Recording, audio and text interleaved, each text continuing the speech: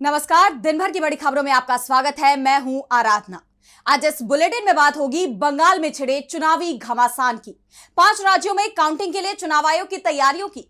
देखेंगे कैसे पश्चिम एशिया जंग से देश में गहराया ईंधन संकट, क्यों अखिलेश यादव के निशाने पर आई बीजेपी सरकार और भारतीय जनता पार्टी की जो झूठ की सोम पपड़ी है। जानेंगे शंकराचार्य ने सीएम योगी को क्या दी चुनौती, और बुलेटिन के आखिर में देखेंगे मणिपुर में क्यों उठी विधायकों के इस्तीफे की मांग। It is better for MLAs to resign. लेकिन दिन भर की तमाम बड़ी खबरों से पहले एक नजर आज की सुर्खियों पर। असम में गैर भाजपा सरकार बनाने में मदद करेगी AIUDF, पार्टी नेता रफीकुल इस्लाम का बयान। चुनाव आयोग की कार्यप्रणाली पर उठाए सवाल। ओलंपियन रेसलर विनेश फोगाट की सरकार को चेतावनी, बृजभूषण के शोषण की मैं भी विक्टिम, गोंडा में कुश्ती लड़ना होगा मुश्किल, वहां मेरे साथ गलत हुआ तो सरकार जिम्मेदार। अब स्कूलों में आरएसएस और पीएम मोदी के बारे में पढ़ेंगे छात्र। गुजरात की महाराजा सयाजीराव यूनिवर्सिटी ने पाठ्यक्रम में किया बदलाव, फैसले पर उठे सवाल। महाराष्ट्र में बेटियां असुरक्षित, सीएम चुनाव प्रचार में व्यस्त। पुणे की घटना पर भड़के शिवसेना यूबीटी सांसद संजय राउत, बोले माफी मांगे सीएम। अमेरिका के समुद्री लुटेरों का कब्रिस्तान बनाएगा ईरान, IRGC के पूर्व कमांडर मोहसेन रेजाई ने दी धमकी। जंग में ढेर हुए F-15 अमेरिकी जेट का किया जिक्र। ये तो थी सुर्खियां। अब बात आज की सबसे बड़ी खबर की। पश्चिम बंगाल में मतगणना से पहले जबरदस्त बवाल मचा हुआ है। राज्य में कई जगह टीएमसी और बीजेपी कार्यकर्ता आमने सामने आ गए। बंगाल की एक सीट पर तो चुनाव आयोग ने चुनाव ही रद्द कर दिया। अब उस सीट पर दोबारा वोटिंग होगी। इस बीच बंगाल चुनाव में सबसे हॉट सीट रही भवानीपुर में भयंकर बवाल के बाद काउंटिंग सेंटर पर सख्ती बढ़ा दी गई है। देखिए ये रिपोर्ट। पश्चिम बंगाल में काउंटिंग से पहले घमासान मचा हुआ है। राज्य में चुनाव आयोग ने दक्षिण 24 परगना जिले की फल्टा विधानसभा सीट पर दोबारा मतदान कराने का फैसला किया है। ईवीएम में धांधली की शिकायतों के बाद ये फैसला किया गया है। चुनाव आयोग के मुताबिक अब फल्टा विधानसभा क्षेत्र के सभी 285 मतदान केंद्रों पर 21 मई को मतदान होंगे, जिसके नतीजे 24 मई को आएंगे। फल्टा विधानसभा सीट पर दोबारा मतदान के फैसले के बाद सियासी बयानबाजी तेज हो गई है। टीएमसी महासचिव अभिषेक बनर्जी ने बीजेपी के दिग्गजों को फल्टा से चुनाव लड़ने की चुनौती देते हुए कहा है, आपके बांग्ला विरोधी गुजराती गिरोह और उनके कठपुतली ज्ञानेश कुमार के लिए 10 जन भी डायमंड हार्बर मॉडल में एक खरगोश तक नहीं लगा पाएंगे। अपनी पूरी ताकत लगा दो। मैं पूरे भारत संघ को चुनौती देता हूं, फल्टा आओ। अपने सबसे ताकतवर को भेजो, दिल्ली से किसी एक सरगना को भेजो। अगर हिम्मत है तो फल्टा में चुनाव लड़ो। अभिषेक बनर्जी के अलावा पार्टी सांसद सौगत राय ने भी दोबारा मतदान कराने के फैसले पर सवाल उठाए हैं। सौगत राय ने पूछा कि सिर्फ इसी सीट को अलग कर फिर से चुनाव क्यों कराया जा रहा है। इस बीच खबर आई है कि बंगाल में टीएमसी और बीजेपी कार्यकर्ताओं के बीच टकराव देखा गया। विधाननगर और बारासात में स्ट्रांग रूम के बाहर दोनों पार्टियों के कार्यकर्ता आपस में भिड़ गए, जिसके बाद काफी हंगामा हुआ। इसके अलावा ममता बनर्जी की विधानसभा भवानीपुर में भी बवाल देखा गया। टीएमसी का आरोप है कि स्ट्रांग रूम में बीजेपी के झंडे लगी वाली कारें घुसने की इजाजत दी गई। ये घटना इलाके के सखावत मेमोरियल गर्ल्स स्कूल में हुई। इसी सेंटर पर ममता बनर्जी 4 घंटे तक धरना दे चुकी हैं। ममता ने बिना इजाजत लोगों के घुसने का आरोप लगाया। ऐसे में टीएमसी एकदम एक्टिव मोड में आ गई है।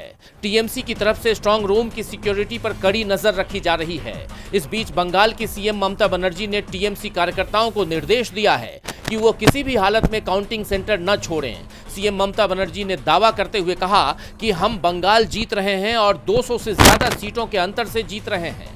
एग्जिट पोल शेयर बाजार में सिर्फ हेरफेर करने की एक कोशिश मात्र है। उन्होंने इससे पहले 2021-2024 में भी ऐसा ही किया था और वो अब भी यही कर रहे हैं।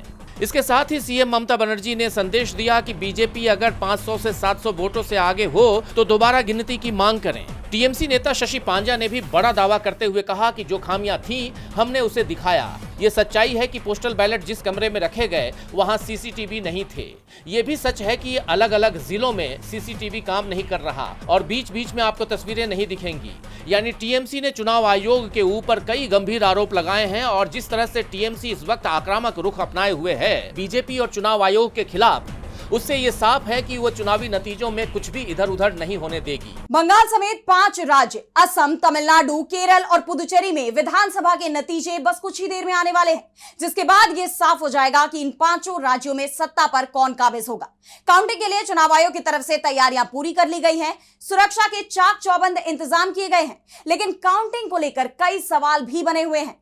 तो चुनाव आयोग की काउंटिंग को लेकर क्या है तैयारियां, जानने के लिए देखिए ये रिपोर्ट। देश के 5 राज्यों पश्चिम बंगाल, असम, तमिलनाडु, केरल और पुडुचेरी में विधानसभा चुनाव के लिए मतदान की प्रक्रिया पूरी हो चुकी है। काउंटिंग शुरू होने में अब बस थोड़ा ही वक्त बचा है, जिसके बाद असम में 126 सीटें, केरल 140 सीटें, पुडुचेरी में 30 सीटों, तमिलनाडु में 234 सीटों, पश्चिम बंगाल में 293 सीटों पर वोटिंग के रुझान आने शुरू हो जाएंगे। हालांकि पश्चिम बंगाल में 294 सीटों की जगह 293 सीटों के नतीजे आएंगे, क्योंकि बंगाल में दक्षिण 24 परगना जिले की फाल्टा विधानसभा सीट पर वोटिंग में धांधली की खबर सामने आई है, जिसके बाद चुनाव आयोग ने फाल्टा विधानसभा क्षेत्र के सभी 285 मतदान केंद्रों पर रीपोलिंग कराने का फैसला किया है। मतदान 21 मई को होंगे, जिसके नतीजे 24 मई को सामने आएंगे। अब बात करें 4 मई को होने वाली काउंटिंग की, तो काउंटिंग सुबह 8 बजे से शुरू होगी। निर्वाचन आयोग ने पश्चिम बंगाल में मतगणना को लेकर तैयारियां सख्त कर दी है। राज्य में मतों की गिनती के लिए 77 मतगणना केंद्र बनाए गए हैं। आयोग ने राज्य में अतिरिक्त मतगणना पर्यवेक्षकों और पुलिस पर्यवेक्षकों की अंतिम तैनाती कर दी है, ताकि काउंटिंग की पूरी प्रक्रिया पर कड़ी नजर रखी जा सके। वहीं असम की 126 सीटों के वोटों की गिनती के लिए 40 मतगणना केंद्र बनाए गए हैं। इसके अलावा तमिलनाडु में 62 मतगणना स्थलों पर 234 सीटों की काउंटिंग की जाएगी। चुनाव आयोग के दिशा निर्देशों के अनुसार सबसे पहले पोस्टल बैलेट की गिनती की जाएगी। इसके बाद इलेक्ट्रॉनिक वोटिंग मशीनों यानी ईवीएम से मतों की गिनती शुरू होगी। चुनाव आयोग के साफ निर्देश हैं कि अंतिम राउंड की काउंटिंग से पहले बैलेट की गिनती पूरी हो जाएगी। जब तक आखिरी बैलेट पेपर नहीं गिन लिया जाए, तब तक अंतिम राउंड की ईवीएम नहीं खोली जाएंगी। मतगणना शुरू होने के कुछ घंटों के अंदर यानी सुबह 9:30 बजे से शुरुआती रुझान सामने आने लगेंगे और दोपहर तक ये साफ होने लगेगा कि किस राज्य में किसका पलड़ा भारी है। अगले 5 साल के लिए 5 राज्यों की तस्वीर साफ होने वाली है, जिस पर सबकी नजरें बनी हुई हैं। तो चर्चा देश में ईंधन की कमी को लेकर भी चरम पर है। एक तरफ केंद्र सरकार देश में पर्याप्त ईंधन भंडार का दावा कर रही है, तो दूसरी तरफ जमीनी हकीकत डराने वाली है। आंध्र प्रदेश के बाद अब महाराष्ट्र के कई जिलों में पेट्रोल और डीजल की भारी किल्लत से आम जनता को परेशानियों का सामना करना पड़ रहा है। देखिए ये रिपोर्ट। देश में एक तरफ मोदी सरकार पर्याप्त ईंधन होने का दावा कर रही है, वहीं दूसरी तरफ जमीन पर हालात इसके उलट नजर आ रहे हैं। आंध्र प्रदेश के बाद अब महाराष्ट्र के कई जिलों में पेट्रोल और डीजल की भारी किल्लत ने आम जनता को परेशान कर दिया है। महाराष्ट्र के बीड़ और धाराशिव यानी उस्मानाबाद जिलों से डराने वाली तस्वीरें सामने आ रही हैं। यहाँ पिछले 3 दिनों से डीजल की भारी किल्लत है। आलम यह है कि पेट्रोल पंपों पर नो स्टॉक के बोर्ड लटक गए हैं और जहां तेल है वहां कई किलोमीटर लंबी कतारें हैं। सबसे बुरा असर खेती, किसानी और माल ढुलाई पर पड़ा है। कई क्षेत्रों में कृषि कार्य ठप हो गए हैं, जिससे किसानों में भारी नाराजगी है। प्रशासन पर अब जल्द से जल्द आपूर्ति बहाल करने का दबाव बढ़ता जा रहा है। ईंधन की ये कमी कोई पहली घटना नहीं है। महज 1 हफ्ते पहले आंध्र प्रदेश में भी ऐसी ही अफरा तफरी मची थी, जहां 400 से ज्यादा पंपों के आंशिक रूप से बंद होने की तस्वीर सामने आई थी। हालात इतने बिगड़ गए थे कि दोपहिया वाहनों को सिर्फ 2 लीटर और कारों को 10 लीटर तेल देने का कोटा तय करना पड़ा था। इस पूरे संकट ने केंद्र और राज्यों के तालमेल पर सवाल खड़े कर दिए हैं। केंद्र सरकार तो लगातार दावा कर रही है कि देश में ईंधन का पर्याप्त स्टॉक है और घबराने की जरूरत नहीं है, लेकिन गौर करने वाली बात यह है कि संकट उन राज्यों में गहरा रहा है जहां केंद्र के सहयोगी या डबल इंजन की सरकारें हैं। महाराष्ट्र में जहां एनडीए, तो आंध्र प्रदेश में चंद्रबाबू नायडू की टीडीपी सरकार है, जो केंद्र में एनडीए की प्रमुख सहयोगी है। इसके अलावा पीएम मोदी के गृह राज्य गुजरात की तस्वीर भी बहुत डरावनी दिखाई दे रही है, जहां डीजल पेट्रोल की कमी के चलते कई उद्योग बंदी के कगार पर पहुंच गए हैं।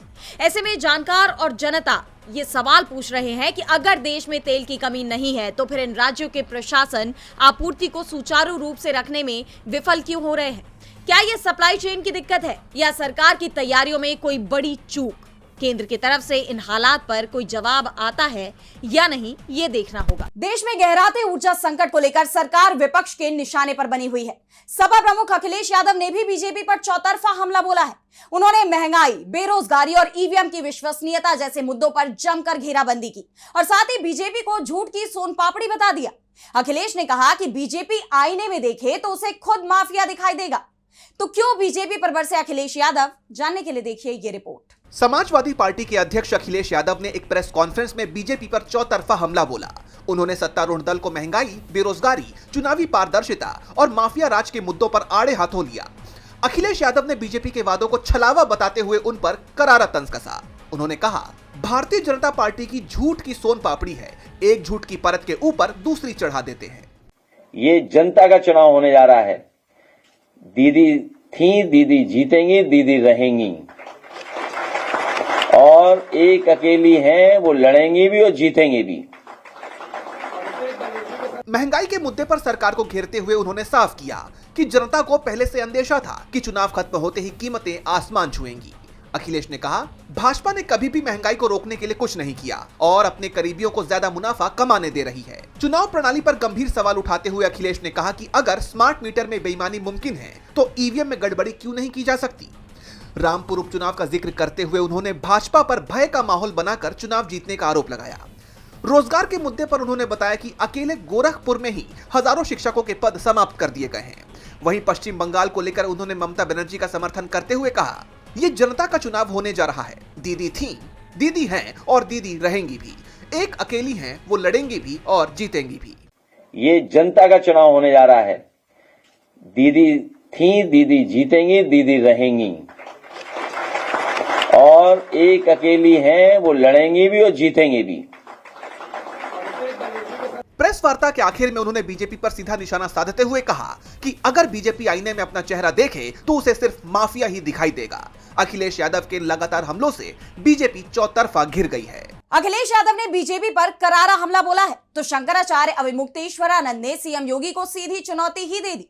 गोविष्ठी यात्रा की शुरुआत करते हुए उन्होंने मुख्यमंत्री योगी आदित्यनाथ और सरकार पर तीखे हमले किए। सीएम योगी को सबसे कमजोर सीएम बताते हुए कहा कि किसी की इतनी हिम्मत नहीं कि मुझ पर हमला कर मेरी जान ले सके। ऐसे में माघ मेले से योगी सरकार और शंकराचार्य के बीच शुरू हुआ टकराव थमता नहीं दिख रहा। देखिए ये रिपोर्ट। शंकराचार्य अविमुक्तेश्वरानंद ने एक बार फिर यूपी के सीएम योगी आदित्यनाथ और बीजेपी सरकार पर अपने हमले तेज कर दिए। गोविष्ठी यात्रा की शुरुआत करते हुए उन्होंने अपने संबोधन की शुरुआत बेहद आक्रामक लहजे में की। उन्होंने दावा किया कि इस यात्रा को रोकने के लिए उन्हें धमकियां दी गई। उन्होंने कहा कि किसी में इतनी हिम्मत नहीं है कि मुझे मरवा दे। अगर किसी पार्टी ने ऐसी कोशिश की तो वो सत्ता से बेदखल हो जाएगी। शंकराचार्य ने गाय की रक्षा के मुद्दे पर मुख्यमंत्री की भूमिका पर सवाल उठाए। उन्होंने सीधे तौर पर कहा कि मुख्यमंत्री इस मामले में कमजोर साबित हो रहे हैं। हिंदू हितों की बात करने वाली सरकार गायों की सुरक्षा के लिए ठोस नीतियां लागू करने में विफल रही है। सरकार वास्तव में हिंदू हितों की रक्षक है तो गौ माता की दुर्दशा क्यों हो रही है। वो यही नहीं रुके। उन्होंने कहा कि देश में हिंदू राष्ट्र की बात महज दिखावा है। दरअसल उनकी इस यात्रा का मकसद देश भर में गाय को राष्ट्रीय माता का सम्मान दिलाना और जन जागरण करना है। उन्होंने चेतावनी दी कि हिंदू भावनाओं की अनदेखी करने वालों को सत्ता गंवानी पड़ेगी।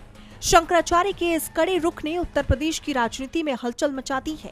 अब देखना ये होगा कि बीजेपी और यूपी सरकार इस तीखे हमले पर कोई प्रतिक्रिया देती है या नहीं। बीजेपी सरकार और शंकराचार्य अविमुक्तेश्वरानंद के बीच टकराव कम होता नहीं दिख रहा तो लोकसभा में नेता विपक्ष राहुल गांधी भी लगातार सरकार की परेशानी बढ़ा रहे हैं।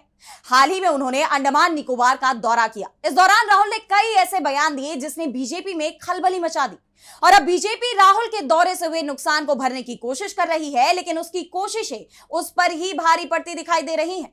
तो क्या है ये पूरी खबर, जानेंगे इस रिपोर्ट में। कांग्रेस सांसद राहुल गांधी के अंडमान निकोबार दौरे के बाद से बीजेपी परेशान है। लगातार अपने डैमेज को कंट्रोल करने की कोशिश में लगी हुई है। इस बीच सरकार ने एक बड़ा कदम उठाया है। सरकार ने ग्रेट निकोबार द्वीप विकास परियोजना पर एक प्रेस विज्ञप्ति जारी की है। इस प्रोजेक्ट की कुल लागत लगभग 72,000 से 92,000 करोड़ रुपए है। बता दें कि ये कदम राहुल गांधी के अंडमान निकोबार दौरे के 3 दिन बाद उठाया गया है, जिसको लेकर कांग्रेस ने सवाल पर सवाल उठाए हैं। कांग्रेस ने एक्स पर पोस्ट किया। विपक्ष के नेता राहुल गांधी के 28 अप्रैल 2026 को ग्रेट निकोबार दौरे के बाद मोदी सरकार साफ तौर पर घबरा गई है और नुकसान को कम करने की कोशिश में जुटी हुई है। सरकार ने 3 दिन बाद ग्रेट निकोबार द्वीप विकास परियोजना पर एक प्रेस विज्ञप्ति जारी की है, लेकिन ग्रेट निकोबार द्वीप विकास परियोजना पर 3 दिन बाद जारी की गई इस प्रेस विज्ञप्ति में प्रभावित स्थानीय समुदायों, पर्यावरणविदों, मानव विज्ञानी, शिक्षाविदों और नागरिक समाज के जरिए उठाई गई गंभीर चिंताओं का कोई समाधान नहीं है। जयराम रमेश का आरोप है कि सरकार असल मुद्दों से भाग रही है। ऐसा करके वो आने वाली बड़ी पर्यावरणीय तबाही से लोगों का ध्यान भटकाने की कोशिश कर रही है। इसके साथ ही जयराम रमेश ने इस मामले में पूरी पारदर्शिता बरतने और संसद के भीतर सरकार की जवाबदेही तय करने की मांग की है। कहा है कि इन सभी अहम मुद्दों पर संसद में विस्तार से बहस होनी चाहिए, लेकिन क्या सरकार विपक्ष की इस मांग को स्वीकार करेगी, ये सबसे बड़ा सवाल है। और अब बुलेटिन के आखिर में बात करेंगे 3 साल से हिंसाग्रस्त मणिपुर की। राज्य में 3 मई 2023 से शुरू हुई हिंसा थमने का नाम नहीं ले रही। राष्ट्रपति शासन से लेकर बीजेपी सरकार के पुनर्गठन तक तमाम राजनीतिक बदलाव के बाद भी जनता को राहत नहीं मिली। और अब इसी को लेकर मणिपुर कांग्रेस के अध्यक्ष के मेघचंद्र सिंह ने सरकार पर बड़ा हमला बोला है, साथ ही विधायकों के इस्तीफे की भी मांग कर दी। तो क्या है ये पूरी खबर, जानेंगे इस रिपोर्ट में। मणिपुर में मई 2023 से जारी हिंसा के बाद फरवरी 2025 में एन बीरेन सिंह ने सीएम पद से इस्तीफा दे दिया था, जिसके बाद राज्य में राष्ट्रपति शासन लगाया गया। बाद में 4 फरवरी 2026 को राष्ट्रपति शासन हटा दिया गया और युमनाम खेमचंद सिंह के नेतृत्व में नई सरकार बनी। लेकिन अभी भी राज्य में जारी हिंसा थमने का नाम नहीं ले रही है, जिसे लेकर सरकार की प्रशासनिक अक्षमता पर सवाल उठ रहे हैं। इसी कड़ी में मणिपुर कांग्रेस अध्यक्ष के मेघचंद्र सिंह ने सरकार पर हमला बोलते हुए कहा, मणिपुर सरकार पिछले 3 सालों में कोई समाधान निकालने में असमर्थ रही है। समुदायों का विभाजन हुआ है और इसके लिए सरकार जिम्मेदार है। विधायकों को इस्तीफा देना चाहिए। Peoples have suffered a lot, and there is no any improvement so far. We don't see any concrete roadmaps for bringing back the normalcy in this. प्रदेश कांग्रेस अध्यक्ष यही नहीं रुके, उन्होंने सरकार पर फूट डालो और राज करो की नीति अपनाने और मणिपुर को भौगोलिक और सामाजिक रूप से विभाजित करने का आरोप लगाया। तो वहीं कांग्रेस ने एक्स पर पोस्ट किया, 3 मई 2023 3 मई 2026 मणिपुर 3 साल से हिंसा की आग में जल रहा है, लेकिन नरेंद्र मोदी सिर्फ तमाशा देख रहे हैं। सवाल वही है, मणिपुर में शांति कब लौटेगी? जैसा कि आप जानते हैं कि मणिपुर हिंसा में 2 प्रमुख समुदायों बहुसंख्यक मैतेई और अल्पसंख्यक कुकी जनजातियों के बीच भूमि आरक्षण और जातीय वर्चस्व को लेकर हिंसा भड़की हुई है। 3 मई 2023 को शुरू हुई इस हिंसा में 100 से ज्यादा लोगों की जान चली गई और 60,000 से ज्यादा लोग विस्थापित हुए हैं। अब ये हिंसा कब जाकर थमती है, ये देखना होगा। तो आज इस बुलेटिन में इतना ही। आप देखते रहिए डीबी लाइव। नमस्कार।